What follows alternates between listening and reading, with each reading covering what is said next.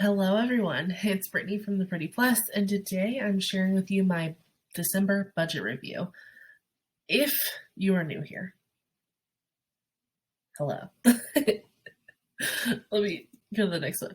My name is Brittney Mason. I'm the owner and blogger at theprettyplus.com. You can find me on the internet at The Pretty Plus on pretty much every platform you can imagine.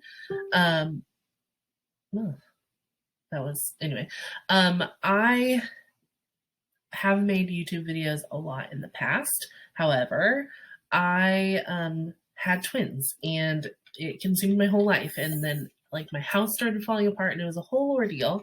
So I stopped. I think April may have been my last budget update. Actually, I don't think I even did April, maybe March. I don't remember. It was a blur. I was in the NICU for a long time with my twins. And then it just was I didn't have time basically to do it, but I knew that going into the new year, I wanted to give you the final recap on December, to get myself into it. And then I have decided to do this whole new look for how I present my, my budget to you. I use a spreadsheet. I'll have it linked below, for a free, what is it? My computer's all weird looking. A free template. That's what it is. But I like this. It's kind of easier to look at, easier for me to explain to you, that whole thing. So this is what it's going to look like. So I do plan on doing a whole year recap, and I don't know if you'll see it before this. If it's before this, then I'll link it up here. If it's after this, then I will, you can just look for it in the future. Okay. I'm rambling too much, but, about me again, if you're new and you might be new, you might just not remember me, but, again, I'm Brittney. I'm a digital marketer, content creator, mother, creative, and more. I lead my family of 5 with a modest Midwestern income. So I'm a digital marketer. I stay at home. My kids go to daycare. I'm not staying home with my kids. And then my husband works in a warehouse, for a shoe company. We'll call it that. And then our budgeting journey has been going on since 2017. We got out of debt, I think, in beginning of 2019.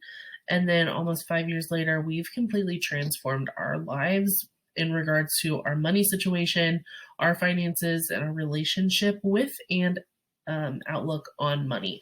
So I come from a family who the relationship with money is poor. It's not there. It's not great. And then my husband's family also did not have a lot as he was growing up. Probably a little more financial education there, but long story short, we had a lot of reshaping to make sure that our futures are secure and that our children's futures are secure.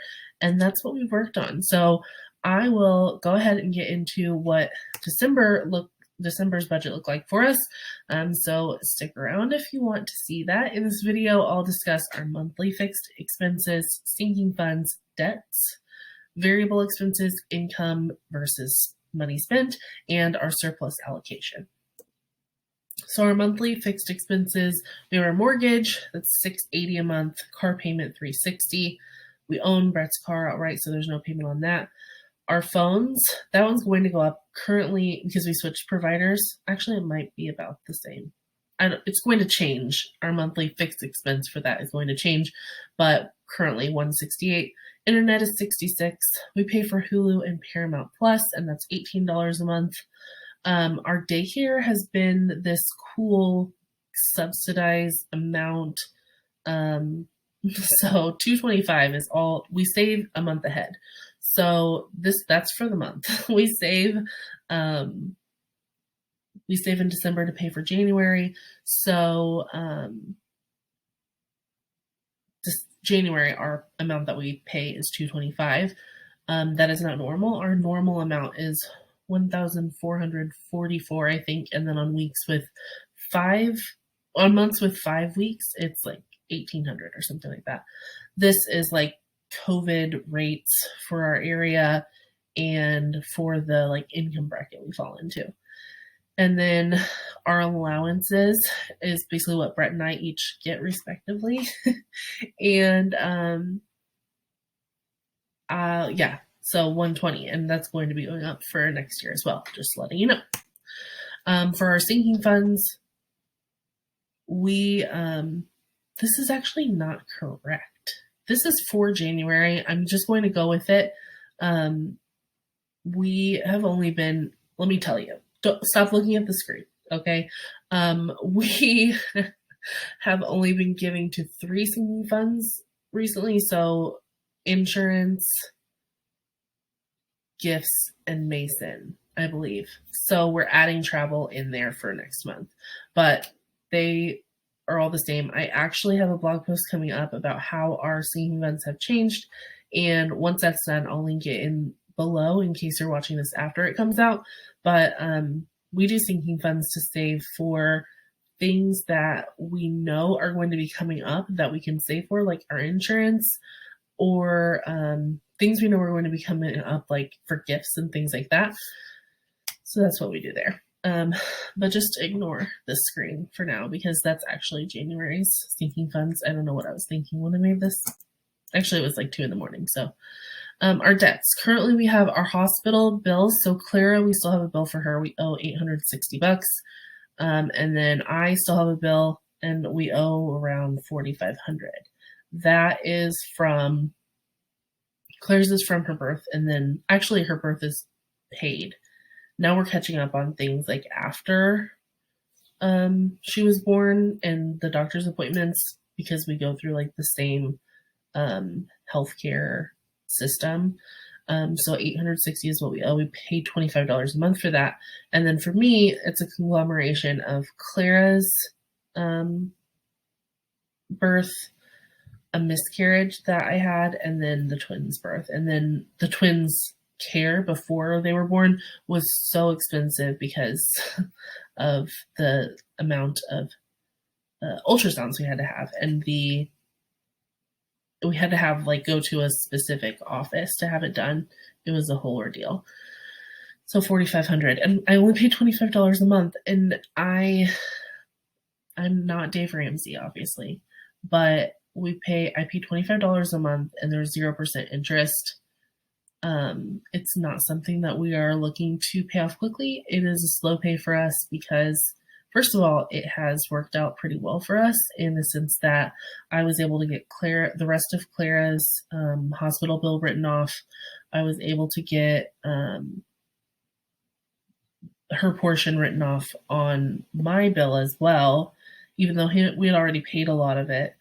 The remainder was written off. And then we were able to get the emergency room charges off for the miscarriage as well because I wrote the financial office and explained the situation, and they granted it to us. So that was really nice. So if we would have just paid it all up front, we would have paid probably $4,000 more than we are now. So the slow pay has worked out for us in this instance, and we just pay that directly from our HSA. And then we have done basement waterproofing. If you watched my last video, which was our 2021 Mason family update, we talked about the basement waterproofing. It's $10,000. We have been saving up for it to pay it all at once because we have a 0% interest promo. We could have put it on our HELOC and then just paid it off back to ourselves, basically. But there's interest on that. So this promo just has to be paid off before August. And we knew that we had the money to do that. And if we couldn't find the money, we could use our HELOC. That all said, $143 was the remaining amount of $10,000 that we needed to put aside for that. And we're going to keep that in our savings account until probably June or July, so that it can keep building some marginal interest with how rates are right now. And then we'll pay it before the interest kicks in from that promo being over. So that amount is saved now. Okay, Now we're going over variable expenses. Did I go over this month? The answer, you will find out. Oh, $500 projected for grocery, and I spent $906. How the hell did I spend $906? I don't know. Actually, I do. It is because our tracking was very poor, and a lot of this grocery, we do grocery and household items. A lot of this is like Christmassy things. I started lumping in the cat food, like all these things that I wasn't putting in this. And then we went to Sam's Club twice. It was a lot of stuff that probably shouldn't have been included, and a lot of stuff that we probably shouldn't have done, and a lot of just like holiday baking and eating and buying. I have hiccups. It was just a lot. That is the most I've ever gone over. That is the most I've ever spent out of our grocery budget. Yeah, it was a lot. So, did we go over? Yes, we did. Utilities were projected at $350, and we only spent $300. Nothing to see there. Projected restaurant budget was $250, and we spent $353. Again, just a lot of mindless eating out. That's one that we went over a lot in 2021. So my update will share that for you as well. So projected gas was $300, and we spent $297. So we were under by $3. And then I projected to spend $200 for kids' expenses, and I spent $247. I don't remember what I spent it on, but it probably wasn't necessary. I'll tell you that. My kids end up getting a lot of crap that they don't need, and I hope that in 2022 I can kind of rein it in, because 2021 shopping was like I don't know, it was an escape for me. To be quite fair, retail therapy is a real thing, and that's what I was doing. So $247 is what we spent on the kids. Projected lawn and home, $143 is what was projected. It's $93 for our Terminex bill, and $50 is what I expected to pay our housekeeper. So $143. I say housekeeper. We don't have a housekeeper. She cleans our home as needed. So we had a holiday party, like a Friendsgiving type of situation, and I wanted her to come in and do like the floors and scrubby things. So our income versus money that we spent. Estimated spend was supposed to be $3,690. Actually spent $4,173. Our total income was $8,282. How? I don't know. Actually, I do. It's because Brett worked a lot of overtime, and we got an unexpected Christmas gift, and I don't remember. Brett had 3 paychecks. Usually, 2 paychecks, but it was 3 paycheck month. So that was pretty cool. So we had $4,109 to put toward our surplus.